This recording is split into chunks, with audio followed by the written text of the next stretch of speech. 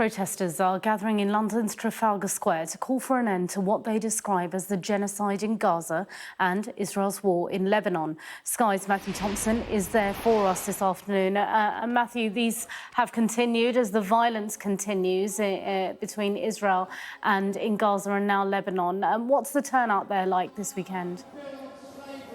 It's been pretty well attended, I have to say. You probably see over my shoulder, it's several thousand people. It's almost impossible to judge for yourself. I mean, the organisers at one stage, I think, said 30,000. Instinctively, I don't think it's quite that many, but it's certainly the entirety of Trafalgar Square is full to bursting. In fact, they've had to stop people coming into it at the moment to sort of minimise the crowd size and keep it safe. And look, the messages are, as we have heard so many times since the beginning of this conflict, in the eyes of many of these people, the protests are squarely aimed at Israel, which they view as the aggressor in the Middle East. Their actions in Gaza, of course, which have seen many tens of thousands of people killed, but also increasingly in Lebanon, where certainly numbers in the hundreds have been killed since Israel first entered Lebanon in pursuit of Hezbollah, and that's an increasing concern. In fact, there are a number, notably, in fact, a number more Lebanese flags flying in the air today than there had been when I've attended protests like this in the past. I've been speaking to several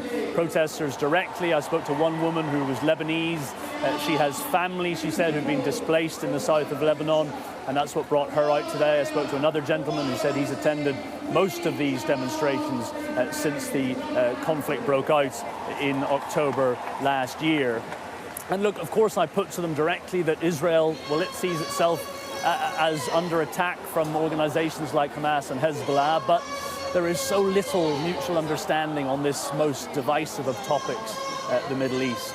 Certainly in terms of the temperature, although I said it was angry, it's certainly angry, but very, very calm, very peaceful, in fact, very, very lightly policed. One of the things I've noticed most of all, quite often when there are large gatherings in the centre of London, you see vans of police on standby.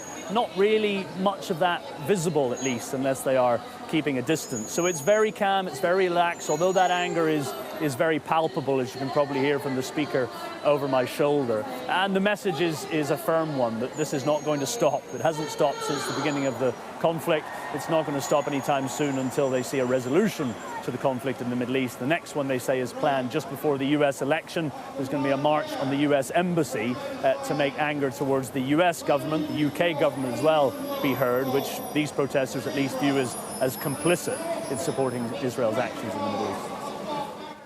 Matthew Thompson, live from that protest calling for an end to the war. Thank you.